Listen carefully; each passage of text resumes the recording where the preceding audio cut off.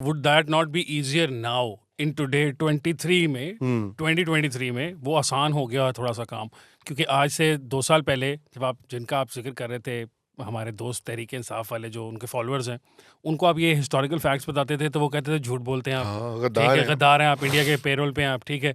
But now they've just started to wake up to the fact that ओहो ये बात तो ठीक थी। आप देखें ना, वो कहते हैं ओहो मुजीब वाज राइट। आज से पहले 2 साल पहले 2.5 साल पहले हम कहते थे कि यार उनके साथ बंगालीज के साथ ज्यादती हो रही थी, तो वो कहते थे आप लोग तो हैं ये। तो don't you think that with time, even though उनके साथ अच्छा नहीं हो रहा, मतलब तहरीक इंसाफ वालों बिल्कुल के अच्छा साथ, नहीं हो दे रहा, आर हम लर्निंग इट उसकी द हार्ड मसम्मत वे, करते हैं। हाँ, they are learning it the hard way instead of actually किताबों से पढ़ लेते हैं ये बातें हिस्टोरिकल, अब बेचारे मार खा के सीख रहे हैं और फिर वो अपने बयानात बनवाते हैं। तो एक तो ये है, दूसरी बात ये है कि ये जो सारा कुछ है इसके बारे में आप जैसे लोगों पर और हमारे जैसे लोगों पर एक बड़ा सॉलिड किस्म का इल्ज़ाम लगाते हैं लोग। वो ये कहते हैं कि जी आप लोगों की जो ये लिबरलिज्म थी, ये तो पार्टी बेस्ड लिबरलिज्म थी। यानी आज इमरान खान के ऊपर बकौल उनके के बहुत ज़्यादा वो टूट रहा है, कहर टूट रहा है, तो आप लोग बोलते नहीं हैं। और जब आप पहले होते थे तो छोटी सी सुई भी गिरती थी तो आप लोग छोड़ डाल देते थे। तो इसके बारे में भी हमें जवाब देना चाहिए ना उन लोगों को। आप सही कह रहे हैं, बिल्कुल देना चाहिए। दो चीज़ें आपने कही, देखिए पहली तो ये चीज़ है कि अभी जो उनका स्टांस है ना एंटी इस्टेब्लिशमेंट, देखिए कल्ट की जो डायनेमिक्स होती है ना, कल्ट अपने लीडर या एक सेंट्रल फलसफा जो है ना उसकी वो ऑफशूट होता है, उससे फॉलो करता है। अच्छा, कल्ट, भुट्टो साहब भी कल्ट बन चुके हैं अपने मार्टरडम के बिल्कुल बाद, हैं, वो कहते बिल्कुल हैं, हैं, बल्कि एक बार मैंने कहा था तो मुझे उन्होंने पीटीआई वालों ने कहा आप ये भुट्टो कल्ट नहीं है, उसकी कबर और हैं, मकबरे और बिल्कुल ये हैं। वो। लेकिन यहाँ पे इमरान खान साहब कही कि इमरान खान साहब ने एक पोजीशन ली है, उनकी पोजीशन पर्सन स्पेसिफिक है। मतलब वो ये कह रहे हैं कि जनरल आसिम मुनीर जो है ना वो मेरे खिलाफ है, या जनरल बाजवा ने मुझे निकाल दिया था, बाकी जनरल्स ठीक हैं, वो बगावत करके आसिम मुनीर को निकाले निकाल दें। और वो सलाम सलूट। हम ये नहीं कहते, हम कहते हैं हमें इंडिविजुअल से गरज नहीं है, जन हाफिज साहब हो, एक्स हो, वाई हो, जेड हो, हमें इदारे के एक रोल जो है आइन के अंदर होना चाहिए, ठीक है। उसका काम नहीं है कि वो इंजीनियरिंग करे या रिवर्स इंजीनियरिंग करे, वो इमरान खान को ऊपर चढ़ाए या इमरान खान को गिराए, हम इसके खिलाफ हैं।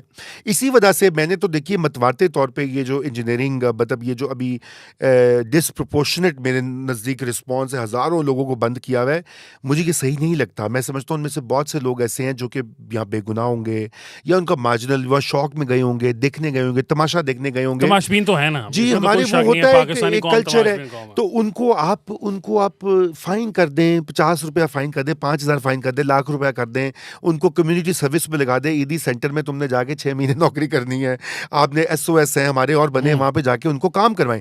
लेकिन आप ये नहीं कर सकते कि उनको जेलों में भर्ती करके उनके घरों में रात के 2 बजे तोड़ के दरवाजे पकड़ के हरास करके खौफ की फजा बनाएं।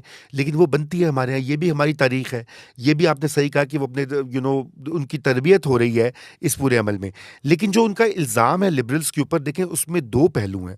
पहला तो ये है कि मैं समझता हूँ, मैं अपनी बात नहीं कर रहा और मेरे ख्याल से आपकी भी नहीं कर रहा, आपका भी मुझे व्यूज़ तो पता है कुछ, जो अमूमी तौर पे सो कॉल्ड लिबरल, अव्वल तो कोई लिबरल एक मोनोलिथ तबका नहीं है। आप भी कह सकते हैं कि पीटीआई की कल्ट एक मोनोलिथ है, उसके नज़दीक एक वर्ल्ड कप था 92 का, एक मसीहा है जो ईमानदार है, जो कभी गलत नहीं हो सकता, वो आलिम इस्लाम का लीडर है और उसने हमेशा जीतना है, जैसे वो रमीज़ राजा ने कहा था ना, कप्तान हमेशा जीतता है। ये एक माइंडसेट है, ठीक है ना। लिबरल्स में कोई ऐसा माइंडसेट नहीं। आप और मैं बैठेंगे ना, आप मुझसे खिलाफ, हमारी लड़ाई हो जाएगी, बिल्कुल होगी, ठीक है ना, 20 लोगों पे। क्योंकि बाय डेफिनेशन लिबरलिज्म का मतलब ये है कि मुख्तलिफ ख्यालात रखने का हक होना चाहिए, इंडिविजुअल फ्रीडम्स, इंडिविजुअल फ्रीडम। अगर तुम्हारी जो भी सोच है, मैं तुम्हें ये नहीं कह सकता ओए हसन तू भी सोच झूठा है बदल फलाना, मेरे हाँ, लिए। या तुम मुझे ये नहीं कह सकते। मैं कहूंगा अच्छा ठीक है हसन, तुम, मैं I don't agree with you, but I respect, हाँ हाँ, जो मर्जी हाँ। कहना भौंको, ठीक है, वगैरह वगैरह। अच्छा, लेकिन इनका ये है कि समझते हैं कि लिबरल एक तबका है जो कि खास, और उसमें उसमें जो माइंडसेट बनाया गया, ये पाकिस्तान की इस्टेब्लिशमेंट का, डीप स्टेट का था कि लिबरल जो होते हैं ना ये गद्दार होते हैं, क्योंकि जमहूरियत की बात करते हैं, ISI के सियासी रोल पे बात करते थे। आप लोग कहते थे भाई आप ये क्यों बनाते हैं ये जिहादी तंजीमें, आप ये क्यों सियासत में मुदाखलत करते हैं, आप क्यों दहशतगर्दी के में आपका फुल फुटप्रिंट क्यों निकलता है, बॉम्बे के हो या इधर हो या कुछ और हो। तो वो इमरान खान उन्हीं की ज़बान दोहराते थे। मतलब वो कहते थे ये फेक लिबरल्स हैं, डॉलर खोर हैं, आपको याद होगा ये लिबरल्स कम उन्होंने कई स्कम होता है, नाज़रीन की वजाहत के लिए, स्कम होता है तिलछट, यानी कि गटर में और जो कचरा या फुजला जो होता है उसको स्कम बोलते हैं। तो ये कहते थे लिबरल स्कम, ठीक है। फिर यही इनके जो साथी थे फवाद चौधरी साहब, मेरे दोस्त भी हैं, वो भी लिबरल्स ही खूब बजाते रहे हैं, मतलब पहले भी एज अ मिनिस्टर भी, और आई एम श्योर अभी भी दोबारा वो नमूदार होंगे, वो भी कहेंगे लिबरल्स बड़े देखो 2 नंबर है वगैरह वगैरह। अच्छा, इनको तो अब, लेकिन जब खुद पे बनी तो वाह लिबरल याद आ गए, वही स्कम, ये तो डॉलर खोर हैं, ये तो तिलचट हैं, मुझ पे अटैक किया मसलन ये शहबाज। मैं पूछने लगा था आपसे हाँ। कि डॉलर खोरी वाली बात आपने 2 दफा कर दी। हाँ। रज़ा साहब, आप पे मुसलसल इल्जाम लगता है, हाँ और बिल्कुल, हमारे पर भी अल्हम्दुलिल्लाह। अल्हम्दुलिल्लाह नहीं, वो अगर हों डॉलर्स तो अल्हम्दुलिल्लाह ना सर। मैं चाहता हूँ कि आप ये to set the record straight that we do not take any funding from any नहीं कंपनी इन देखो, द वर्ल्ड। अमेरिकन तो छोड़े, हमें कोई पाकिस्तानी इश्तहार नहीं हाँ। देता, हम सिर्फ यूट्यूब के इश्तहार और जो डिजिटल मीडिया के इश्तहार हैं उसके ऊपर चल रहे होते हैं। ये रिकॉर्ड पे आनी चाहिए। आनी नया चाहिए। दौर मीडिया जो है हाँ, अब जी। एक प्राइवेट लिमिटेड कंपनी है। ये बात दुरुस्त है कि पाकिस्तानी डॉक्टर्स ने इसकी फाउंडेशन में एक किरदार अदा किया था, वो अभी भी हमारे सपोर्टर्स हैं। जब आज से 5 साल पहले मैंने इसको सेटअप किया था तो बहुत ही छोटे छोटे चंदे वो जमा करते थे, ठीक है ना, $100 $200 महीने का। आपने बेसिकली शौकत खान वाले मॉडल पे चंदा, जी। चंदे के साथ नहीं किया। देखो ना, वो पैसे लें तो हलाल, पीटीआई को पैसे आए जो कि नहीं आ सकते, गैर कानूनी है, वो हलाल, ठीक है। और इनकी सोशल मीडिया की कैंपेन्स के लिए बॉट्स चलाएं, वो हलाल। हमारे कोई 5 डॉक्टर्स नया दौर जैसे एक छोटा सा पोर्टल बना दें तो ओए होए बैरूनी साजिश हो सर गई। वो इल्जाम तो ये लगता है कि पता नहीं अटलांटिक काउंसिल है या जॉर्ज नहीं सोरोस है। मैं आपको बताता हूँ, जॉर्ज सोरोस से सारी बातें बताता हूँ। देखिए बात ये है कि वो सारे हैं, मौजूद हैं पाकिस्तान में वो इन्वेस्ट करते रहे हैं, लेकिन ये पिछली जो गवर्नमेंट थी नवाज शरीफ की, पहले जो लास्ट जी, गवर्नमेंट उन्होंने थी, बंद कर दी थी। उन्होंने चौधरी निसार ने और बाद में इमरान खान ने और जनरल फैज ने, मैं सबके नाम ले रहा हूँ, उन्होंने यहाँ पे फॉरेन जो है फंडिंग एनजीओस की बंद कर दी, यानी कि अब आपको परमिशन लेनी पड़ती है ईएडी से जाकर। तो हमारी जो फंडिंग थी बुनियादी तौर पे प्राइमरीली वो इन डॉक्टर्स से आई, individual doctors, individual Pakistani doctors, जी डॉक्टर्स, बिल्कुल डॉक्टर्स, और एक बिजनेसमैन भी हैं पाकिस्तान में, मैं उनका भी जिक्र कर दूं, जी। कराची बेस्ड हैं, और गेट्स जो है फार्मा वाले, उन्होंने भी शुरू में ये कहा कि ये प्रोग्रेसिव आउटलेट है, उन्होंने भी पैसे हमें दिए, बड़ी जेनरसली दिए, और उनका एक्नॉलेज करना चाहिए कि जिन्होंने हमें यहाँ तक पहुँचाया। लेकिन फिर हमने ये फैसला किया, ये इल्ज़ामात लगाए, ये पीटीआई की जो इको सिस्टम है ना, इन्होंने उन व्हाट्सएप ग्रुपों में जहाँ पे मैं मौजूद हूँ, कहा जी ये तो यूरोपियन यूनियन से पैसे ले रहे हैं। जी। मैंने कहा भाई दे दो यूरोपियन यूनियन, मुझे कोई आर नहीं है, तो सही, लेकिन आप तो लेने ही नहीं दे पैसे, ठीक है ना। अच्छा, और जो यूएस गवर्नमेंट से लिया, यूएस एड जो है वो हमारे जैसे छोटे ऑपरेशन को नहीं करते, वो बड़े बड़े प्रोग्राम्स करते हैं। अच्छा, मैं आपको ये भी बता दूं कि फर्ज कीजिए कि अगर फंडिंग ली भी है, ठीक है, फर्ज करें, तो मुझे आप ये बताइए कि ये किस मुंह से ये कह सकते हैं। मैं तो आज ही खुल ये कहता हूं ना, इनके झूठ, इनकी प्रोपेगेंडा इतना फैलाया है, अच्छा, आपको पता है कि मैं एक इदारा है, मैं 3 इदारे, जब मैं यहाँ से गया था 2014 में, और मैं क्यों गया था, मैं इसलिए गया था कि इन्हीं के जो पहले वाले थे ना दोस्त, बल्कि अभी भी इनके दोस्त हैं मजहबी इंतहा पसंद, उन्होंने मुझ पर एक हमला किया। मैं तो उसमें बाल बाल बचा, मेरा ड्राइवर जो था वो शहीद हो गया, और मैं यहाँ से चला गया, मेरे बच्चे छोटे थे, और मैं जिंदा रहना चाहता हूँ to live for, I will to fight for another day, ठीक है। बिल्कुल, मुझे कोई शौक शहादत नहीं है। मुझे लोग कहते थे आप बड़े ब्रेव हैं, मैंने कहा गोली मारो, ब्रेव जिंदगी नहीं रहेगी तो ब्रेवरी का कौन सी ब्रेव बच्चे है? तस्वीर देख के कहा करेंगे बाप हमारा बहुत ब्रेव था जी। एग्जैक्टली, बिल्कुल, तो मुझे कोई शौक शहादत वगैरह नहीं है। तो मैं यहाँ से गया, और मुझे वहां पर मैंने 3 जगहों पे फेलोशिप्स की। मैंने United states institute of peace में की, जहां से डॉक्टर मोहित यूसुफ साहब जो हैं, ठीक है ना, अभी वो मेरे दोस्त हैं, और मैं बड़ी इज्जत करता हूँ। पीटीआई गवर्नमेंट ने उनको अपना नेशनल सिक्योरिटी एडवाइजर लगाया, उन्होंने ही मुझे एक फेलोशिप दी थी, ये पूछ सकते हैं कौमी यूथ जाकर, ठीक है। दूसरा था न्यू अमेरिका फाउंडेशन, वहां पे मैंने काम किया, लेकिन मेरा उस वक्त वीजा जो था वो स्कॉलर वीजा हो रहा था, तो वहां से उन्होंने मुझे एक ऑफिस दिया, दफ्तर दिया, और काम करने की जगह दी, वर्क स्पेस दी, मेरी आर्टिकल्स छापे, मुझे इंट्रोड्यूस किया मैगजीन्स वगैरह में। और तीसरा था नेशनल एंडाउमेंट फॉर डेमोक्रेसी, जो कि नेट का था, जिसके ऊपर ये लगा। अच्छा, उसका मैं बाकायदा फेलो था उस जमाने में। मेरी वहाँ पे, मैं जब बाहर था तो जाहिर बात है मैंने लिखना पढ़ना तो नहीं छोड़ा था, मेरी एक बुक मैंने लिखी, वो छपी, उसकी वहाँ पे लॉन्च हुई 2016 में, गालिबन 15 या 16 में। उसकी बुक लॉन्च हुई, सेरेमनी हुई, उस पे वो सारा ऑनलाइन मौजूद है। इन्होंने उसकी तस्वीरें निकाल के कहा कि देखो ये तो उनके साथ अंग्रेजों के साथ बैठा हुआ है और ये इनका एजेंट है और ये पैसे खा रहा है। खैर जो समझ आ रहे, लेकिन लोग प्रोपेगेंडा से मुतासिर होते हैं। मुझसे लोग बहुत पूछते हैं और समझते हैं मेरे पास करोड़ों रुपए मुझे मिले हैं, पता नहीं कोई इतनी बड़ी फंडिंग आ रही है। बिल्कुल भी नहीं। अभी नियाद और मीडिया नाज़रीन के लिए, ये पाकिस्तान में SCCP में रजिस्टर्ड एक कंपनी है। हम अपना रेवेन्यू कमाते हैं लोकल एडवर्टाइजिंग से, डिजिटल एडवर्टाइजिंग से, और अल्हम्दुलिल्लाह आपकी दुआओं से, आपकी व्यूअरशिप से हम इस मकाम पे पहुंचे हैं कि हम अब खुद कफील बनते जा रहे हैं। हम अभी वहां नहीं पहुंचे, but we will get there, we will इंशाल्लाह get there, it's a matter of time. और फिर हमें जो है किसी से चंदा वंदा भी लेने की जरूरत भी नहीं, अपीलें भी नहीं, लेकिन आप हमारे साथ बिल्कुल रहें। तो ये मैं, देखिए हसन, मैंने आपने ये पूछ लिया, मैं अब इस पे बात भी नहीं करता ट्विटर पे भी ना, वो नहीं वो तो एक वो बेसलेस बन जाती उसकी है। वजह ये है कि बुली के आगे डिफेंस देना ना, हाँ। वो ज्यादती है। उसमें आप बुली की तायद करते हैं, बुली के आगे उसको बुली करना चाहिए। देखिए एक हमारे दीन में भी एक बात है कि तकब्बुर तकब्बुर का जवाब तकब्बुर से होता है। ये नहीं होता कि जो मुतकब्बिर हो उसके सामने आप कहें हाँ अच्छा जी, जैसे कि उसको भी आप उसी तरह ट्रीट करें। बुली को बुली करेंगे, ये हमारी फ्यूडल कल्चर भी है, ठीक है ना। यहाँ पे अगर आपको एक आदमी आगे ना बदमाशी करेगा आपके साथ, ओए हसन बाहर आ, तो आप अगर आगे से आ जाएंगे ना तो वो कहेंगे ये तो हो गया बुली। पाकिस्तान में एक बदमाश को दूसरा बदमाश जब तक नहीं टकराता हाँ, तब तक बदमाशी खत्म बिल्कुल। नहीं तो होती। हर बंदे बदमाश ये होता है छोटे छोटे बदमाश, छोटे छोटे ये इनके पास कीबोर्ड्स हैं, ये आप पे कोई इल्ज़ाम लगा दें, फॉरेन फंडिंग। अब आप देखें ना कि मैं कोई बात, अभी मैंने कल परसों ट्वीट किया, इन्होंने बीच में आकर मुझे कहा कि तुम एजेंट है, ये फलाना है, इसका बाप ये है, ये इस ख़ानदान से, ये उस ख़ानदान से। शहबाज गिल ने भी इस तरह की ट्वीट की। मैं हैरान हूँ कि शहबाज गिल जैसा बदजुबान आदमी वो कम से कम आईने में कुछ सेल्फ रिफ्लेक्शन ही कर ले। भाई हमने तो कभी फौज में बगावत की कोई बात नहीं की किसी के कहने पर। हमारी तो कोई हमें पैसे भी देगा तो हम कहेंगे पाकिस्तान की फौज में बगावत नहीं होनी चाहिए, मुल्क को आग नहीं लगानी।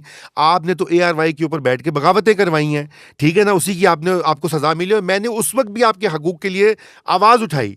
मैंने कहा इनको टॉर्चर ना करो, इनको बेल दो, इनको अपना कानूनी दिफा दो। उन्होंने कहा जी आपने डिफेंड नहीं किया कस्टोडियल टॉर्चर को। मेरे साथ ट्वीट्स पे उन्होंने किया, मैंने उनको कहा कि आप झूठे हैं, क्योंकि मैंने कई टेलीविजन चैनल्स पे मुजम्मत की और फिर मुझे लोगों ने कहा कि तुमने क्यों की मुजम्मत। इसलिए हम कहते हैं तुम इनकी मुजम्मत ना किया करो, ये इस काबिल ही नहीं है। डिजर्व नहीं करते ना, लेकिन लोग ये कहते हैं। लेकिन जो आपका सेकंड पॉइंट था, हम मुजम्मत करते रहेंगे क्योंकि हम अपने असूलों पे कारबंद हैं। Yes, वो it doesn't matter कि वो हो किसके साथ रहे। हम PTI के लिए नहीं करते, नून के लिए नहीं करते। 2016-17 में मियां साहब के साथ जुल्म हो रहा था। हमने कहा मियां साहब को फौज और अदलिया जलील कर रही है, जमहूरियत को तबाह कर रही है, और हमने आवाज उठाई, कॉलम लिखे, टीवी पे कहा। मैं उस वक्त डेली टाइम्स का एडिटर था, मुझे इतना प्रेशर आता था कि आपने ये नहीं करना, वो नहीं करना, कोई हक नहीं बात करनी। मेरा अपने स्टाफ के अंदर मोल्स थे, वो कहते थे कि आपने ये क्यों एडिटोरियल लिख दी है, ये तो प्रो नवाज है। मैंने कहा क्यों प्रो नवाज, क्या प्रो जमहूरियत चीज प्रो नवाज हो गई। हमने उस वक्त भी गलत कहा था, आज भी हम गलत कह रहे हैं, ठीक है ना, जो कुछ ये PTI के साथ हो रहा है, बिकॉज हम इसके खिलाफ हैं असूलन। ये चाहे इमरान हो, XYZ लेकिन हो। सर एक लाइन है ना जो आपने ड्रॉ कराई, वो बड़ी इंपॉर्टेंट बात है, मैं चाहता हूँ जरा ये लोग सुन लें। एक है फौज के सियासी रोल पर बात करना और कहना कि फौज, ISI, इंटेलिजेंस एजेंसियों का सियासत में मुदाखलत का कोई काम नहीं है। This is something that red line है, वो आपके लिए, मेरे लिए भी। लेकिन फिर एक तरफ ये है जो ये फौज के अपने इदारे के अंदर जाके उनके इदारे के अंदर बगावत करवाना और उनके अंदर लोगों को इंसाइट करना कि वो अपने लीडर को उठा के चेंज कर दें। मतलब these are two different things.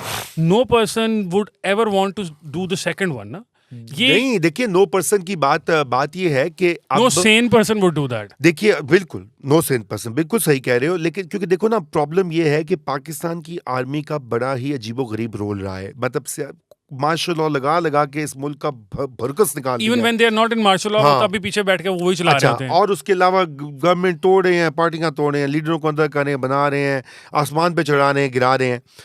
ये चीजें तो मैं कहता हूँ बंद होनी चाहिए। हम कंसिस्टेंटली ये बात कह रहे हैं। अच्छा, इसके अलावा जो छोटे सूबों में भी हुआ, पेरिफेरीज में भी हुआ, बलोच के साथ ये भी पश्तून तहफ़्फ़ुज़ मूवमेंट उठी हुई है, महाजिरों के साथ जो ये खुद ही बनाया अल्ताफ हुसैन को, खुद ही फिर मार मार के वो अशर निकाला हुआ है। सारों के साथ यही है ना। अच्छा, अब क्वेश्चन ये है कि हालात इस तरह के बन गए, ऊपर से न्यूक्स भी बन गए, खुद ही सिविलियंस ने, भुट्टो साहब ने बनाए, नवाज शरीफ ने धमाका किया, क्रेडिट भी लिया। अच्छा, अब इतनी कॉम्प्लिकेटेड सिचुएशन बन गई है कि पाकिस्तान आर्मी इस मुल्क में अब एक इंटेग्रल चीज बन चुकी है।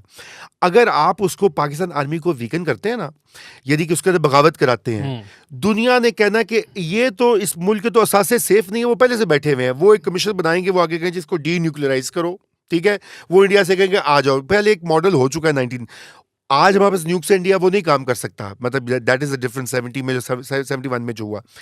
ये बात समझने की है कि इस वक्त जो है आर्मी को भी चाहिए कि अपना सियासी रोल कट करे, सियासतदानों को भी चाहिए कि वो पुश बैक दें, ये जो हो रहा है ये पीटीआई के साथ उस पर वो मजम्मत करे, लेकिन आर्मी का जो डिसिप्लिन है उसको खराब उसकी वर्किंग वो ना करें, because that is very dangerous. हाँ, वो डेंजरस है, वो गंदी गेम है। हाँ, कि फिर वो एक सिविल वॉर, और फिर सिविल वॉर के बाद डीन्यूक्लियराइजेशन, और फिर वो ऐसे मामला चले जाएंगे जो कंट्रोल से बाहर हो आप देखें ना, मैं तो 9 मई को बाहर था मुल्क से, ठीक है, उस दिन टीआरटी ने मुझे इंटरव्यू किया, 2 दिन बाद सीएनएन ने किया, पता नहीं कहाँ एवरीबॉडी, मतलब एवरीबॉडी, अच्छा, लेकिन नहीं, लेकिन बहुत सारे मैंने इनकार किए, बिकॉज उसमें वो सारे सवाल पूछ रहे थे कि अच्छा पाकिस्तान की आर्मी कमजोर हो गई है, इसके ऊपर अवाम जो है वो उसको डिफीट कर देंगे, पाकिस्तान की आर्मी जो है वो, मतलब इधर वो पकड़ धकड़ स्टार्ट हुई थी।